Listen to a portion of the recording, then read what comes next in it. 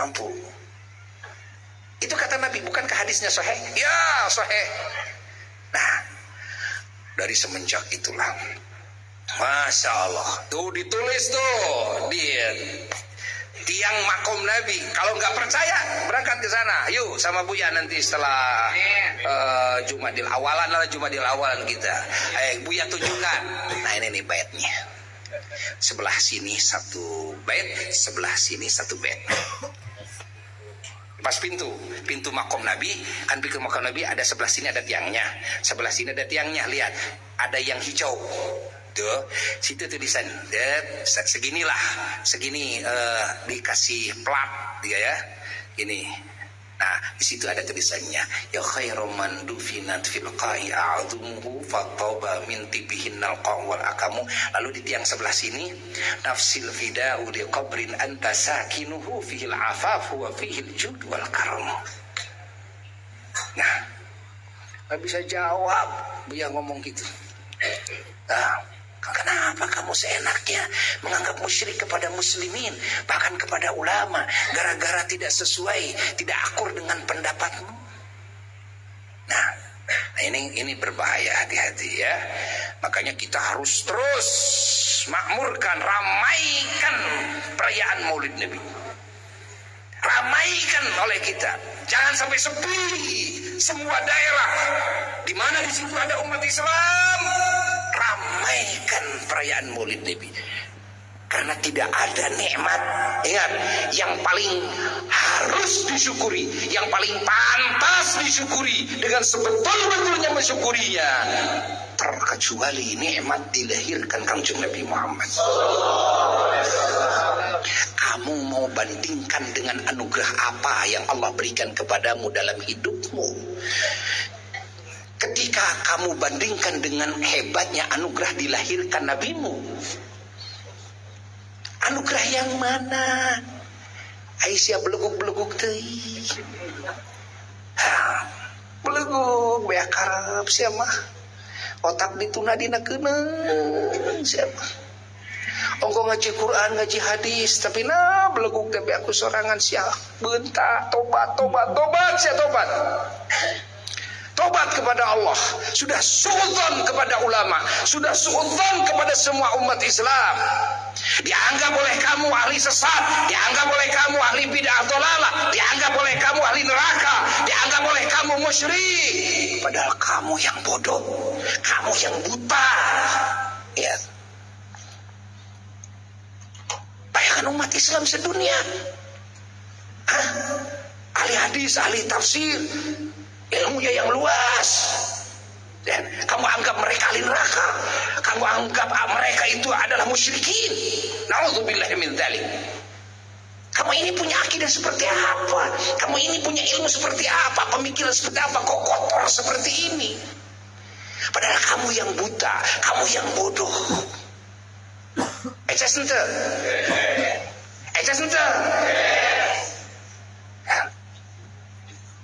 Ini Buya harus katakan, harus ada salah seorang ulama yang berani membuka kesesatan mereka. Harus ada salah seorang. Malah Buya tantangin, sok mana mbah-mbahnya Wahabi, hadirkan pondok Buya jelas, atau Buya yang diundang, sorot dengan kamera. Kita diskusi terbuka secara ilmiah berbagai permasalahan yang kamu membedai para ulama ahli sunnah wal jamaah. Saya akan siap. Gak usah banyak-banyak kiai, saya saja nih. Ini namanya jelas, ini namanya pesantrennya jelas, tempatnya jelas. Kan? Sampai sekarang gak ada yang berani nongol. Padahal Buya itu ngomong ini di streaming loh, didengar oleh banyak dari berbagai negara loh. Para kiai, apalagi sepuh-sepuh, gak usah ke Medan.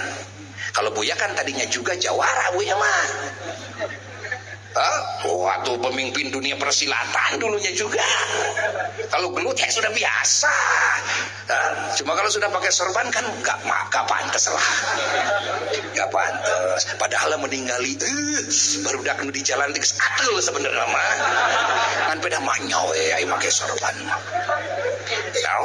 Manyawe pakai sorban gitu kan. Gitu. Nah, sampai sekarang Buya, sampai sekarang nggak pernah ada yang ngundang, nggak pernah. Coba Buya undang saja, kapan? Tapi harus disorot dengan kamera, biar semua umat Islam tahu mana letak titik kesalahan dan titik kebenaran di situ. Ilmiah, Quran hadits, Quran hadits, Quran hadits. Dan mau dengan bahasa Sunda, mau dengan bahasa Indonesia, mau dengan bahasa Arab. Kemarin 3 hari yang lalu lah, Buya ikut masuk grup Wahabi. di FB, grup Wahabi. Berbagai pemikiran mereka yang menganggap salah, dolalah, musyrik kepada umat Islam, ahli tasawuf, umat Islam yang mengikuti kepada akidahnya Asy'ariyah, Imam Asy'ari kan, yang tukang maulid, mereka anggap bid'ah, dolalah, finnar, dengan berbagai cacian, makian, ejekan dan sebagainya. Buya masuk, jawab terus. Setiap hari Buya menjawabnya dengan berbagai dalil. Kemarin 3 hari yang lalu diblok. Kenapa? Ternyata makalah Buya juga banyak yang mengcopy paste, dipakai jawaban lagi kepada mereka lagi gitu kan. Waduh, ini orang bahaya katanya. Dengan bahasa Arab Buya. Mereka mungkin tidak akan menyangka bahwa Buya asli orang Soreang. Gak akan menyangka. Kenapa? Karena dengan bahasa Arab yang fasih. Buya lucu juga lihat. Kebetulan ada satu lagi HP yang ini. Ini kan, itu namanya lain. Ini namanya lain. Nah, dijawab lagi sama Buya, tapi belum diblokir sekarang ini. Tapi caranya supaya berbeda itu kan. Subhanallah, mereka menyebarkan dan fitnah kepada para ulama dan ahlul haq, ahli sunnah wal jamaah. Mereka menganggap musyrik, mereka menganggap masya Allah. Ini harus ada nih salah seorang dari kalangan ulama yang siap maju ke depan diskusi secara ilmiah. Ya, makanya Buya sering tantangin. Ya, sekarang juga tantangin kan pendengar Wahabi-Wahabi yang ada di Indonesia kan tahu, kan? Ya, siapa ini Abuya Muhyiddin? Tahu, sudah jelas. Ya, udah jelas, orangnya udah tahu, kan? Ayo, kapan? Dan di mana diskusinya? Kita diskusi terbuka, munadharah secara ilmiah, biar semua umat Islam merasa yakin hak adalah hak, batin adalah batin. Dan setuju nggak? Mengpengorak keneh Buya nanti. Keskolot mau ya negara ngomong nanti lalaunan padanya. Tuh, alhamdulillah sampai saat ini nggak ada yang berani ngomong, nggak ada yang berani ngundang, nggak ada. Ima di tempat Buya, wa ima di tempat kalian dengan syarat disorot oleh kamera. Disorot melalui streaming, disorot melalui media sosial, disorot dengan TV nasional, gitu kan? Mau Buya. Kenapa? Karena sering terjadi. Buya pernah diskusi di Masjid Nabawi dulu. Di Masjid Nabawi ini dengan Raisul Hayatil Amri bil Ma'ruf, Rais Hayatil Amri bil Ma'ruf wan Nahi 'anil Munkar. Sampai dia merangkul Buya. Akhirnya ngajak bersahabat, udah jangan diterusin diskusinya. Itu di Masjid Nabawi itu. Ya, itu di Masjid Nabawi. Pernah diskusi di Jeddah, pernah diskusi di dalam Masjidil Haram, pernah diskusi di dalam Masjid Nabawi. Ketika diskusi, belum pernah Buya menemukan yang bisa jawab pertanyaan Buya.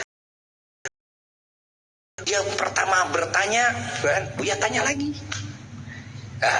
Baik secara akal maupun secara keterangan, belum pernah ada yang bisa jawab. Ujungnya apa? Ujungnya sudah salaman. Sudah. Tak ngomong atuh kira-kira belum. Jangan sok-sokan. Kalau sok-sokan dari jauh lewat streaming berani, itu malah yang jago no gitu mah. Doma bikangnya bisa tapi buktikan, ayo. Kapan buktikan? Ayo. Kalau tidak berani dibuktikan, berarti maneh mah banci. Itu demi apa Buya berani seperti ini? Demi menjaga keutuhan kebenaran ajaran para ulama ahli sunnah wal jamaah, demi menjaga keamanan bangsa dan negara dan keamanan darah manusia dari tumpahannya. Karena dengan pemikiran mereka kaum Wahabi seenaknya menganggap musyrik kepada sesama muslim, sehingga mereka berani membom sambil ketawa. Terjadi bom Bali, siapa? Wahabi. Terjadi bom Jakarta, siapa? Wahabi. Ingat, Wahabi. Sekarang menyelinap di partai. Ingat, dia mencari cara untuk apa? Jadi pejabat. Untuk apa? Jadi anggota DPR dan sebagainya. Ingin seperti di Saudi dulu, menguasai pemerintahan. Hati-hati, hati-hati. Jangan hanya melihat, oh ini partai Islam. Oh, lihat pengikutnya, karena pengikutnya juga nanti bisa kontrak politik. Lihat, kira-kira di situ ada Wahabi yang nanti dia dikasih jatah. Ingat, kekuasaan jangan dipilih. Ingat, walaupun itu partai Islam, jangan dipilih. Kalau di situ ada Wahabi, bahaya ini. Makanya jangan melihat Islam saja, jangan. Lihat Islam itu kan sudah variatif sekarang. Ada Islam aliran Azaitun, ada Atin mungkin, ya, dan sebagainya gitu kan. Hati-hati, ya kan. Karena repot juga ini. Kalau bagi Buya kan repot, karena masalahnya kan para ulama itu adalah back, penyerang, penjaga gawang, gitu kan. Dalam hal apa? Akidahnya umat, ilmunya umat, akhlaknya umat, amalnya umat, kehidupan umat, itu kan otomatis harus menjagainya, jangan sampai ada tumpahan darah. Ya, sekarang aman-aman, tapi hati-hati kalau sudah menguasai. Makanya Buya cerita, Buya juga ngasih masukan ke pihak pemerintah, ke pihak TNI Polri tentang apa? Bahayanya Hizbut Tahrir. Ya, Buya telusuri. Kalau Buya mau ngomong itu, apalagi di publik, harus sudah yakin dulu sampai ke dalamnya. Wahabi itu seperti apa? Biar baca kitabnya dulu. Pernah baca kitab-kitab karangan Imam Ibnu Taimiyah. Kata kakak ke Ibu Siri, buat apa itu beli itu? Kan itu kitab Wahabi. Justru saya ingin tahu. Ya, saya ingin tahu kitab-kitab Muhammad bin Abdul Wahab, kitab-kitab ulama-ulama Wahabi, kita baca. Waduh, bahaya ini, bahaya. Karena kesesatan mereka bukan dalam fikih saja, tapi kesesatan mereka dari mulai pokok agamanya, yaitu dalam akidahnya sendiri. Menganggap kepada yang lain musyrik, padahal kemusyrikan justru adalah akidahnya, akidah mereka. Catat ini, ya, catat ini. Kita kalau mau ngomong sudah punya referensinya, sudah kita kumpulin semuanya. Ayo, kamu mau berkelit kemana? Ini kitab ulama kamu. Syekh Anu begini ngomongnya, tuh kitabnya halaman sekian. Syekh Anu kata, kan sekarang terbuka kitabnya. Dan lo mau ngomong apa lagi, gitu kan? Gak bisa berkelit. Kamu menganggap bahwa perayaan Maulid Nabi bid'ah, dolalah, ini ahli neraka semuanya. Bayangkan, apakah kita merasa enak, merasa nyaman ketika kita dituding sebagai ahli kesesatan dan ahli neraka, yang mana kita adalah kelompok terbanyak di muka bumi ini, yang kita ini adalah ulamanya terbanyak di muka bumi ini. Coba bayangkan, ya, mereka seenaknya. Makanya harus ada yang mengklarifikasi, harus ada yang mengkat, harus ada yang menjelaskan kesesatannya. Agar apa? Agar jangan sampai ketika biarkan oleh para ulama-ulama kita. Tidak ada salah seorang yang mengklarifikasi, yang menjelaskan kesesatan mereka.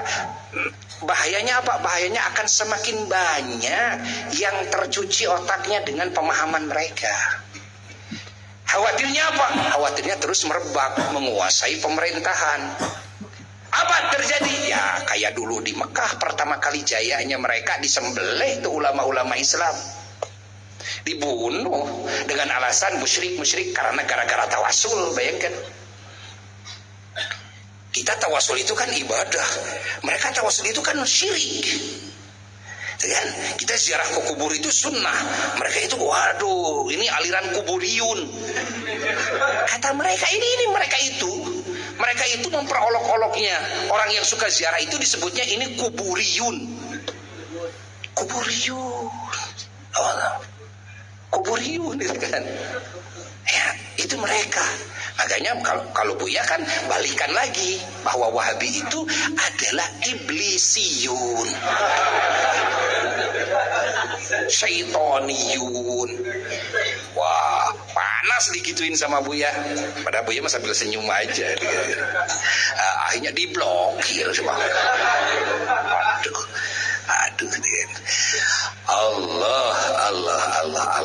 Nah, mudah-mudahan kalimat ini manfaat bagi semuanya, menjadi sebab hidayah bagi orang-orang yang belum mendapatkan hidayah, menjadi keberkahan bagi kita dan bagi semua bangsa negara kita, dan bagi semua umat Islam dimanapun berada, menjadi sebab dijauhkannya kita dan seluruh muslimin muslimat dari segala musibah dan fitnah, dari segala penyakit dan wabah, dari segala kejelekan zahir dan batin, menjadi sebab dikuatkan, diteguhkan iman dan Islam, diistiqomahkan di dalam bertakwa kepada Allah Ta'ala, dan menjadi sebab turunnya rahmat dan keberkahan kepada kita, menjadi sebab diampuninya semua dosa kita, menjadi sebab ditutupinya semua aib kita di dunia dan di akhirat, menjadi sebab kita mendapatkan husnul khatimah ketika mati, menjadi sebab kita mendapatkan syafaat dari Kanjeng Nabi Muhammad sallallahu alaihi wasallam kelak yaumul qiyamah, menjadi sebab kita semuanya bisa bersama Nabi masuk surga bersama. Selamat dari api nerakanya dengan keagungan maulidnya Kanjeng Nabi Muhammad sallallahu alaihi wasallam. Wa ila hadratin Nabi sallallahu alaihi wasallam syai'un billahi al-Fatihah.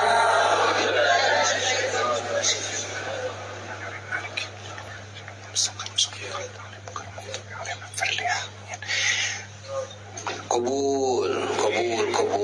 Jangan lupa Buya mengundang semua umat Islam pada tanggal 1 Oktober Buya mengadakan acara Maulid Akbar di Simpang Pemulihan Sumedang pada tanggal 1 Oktober pagi-pagi hari Ahad. Semua diundang umat Islam dimanapun berada. Ayo ramaikan ya, ramaikan, semua hadir pada waktunya. Wassalamualaikum warahmatullahi wabarakatuh.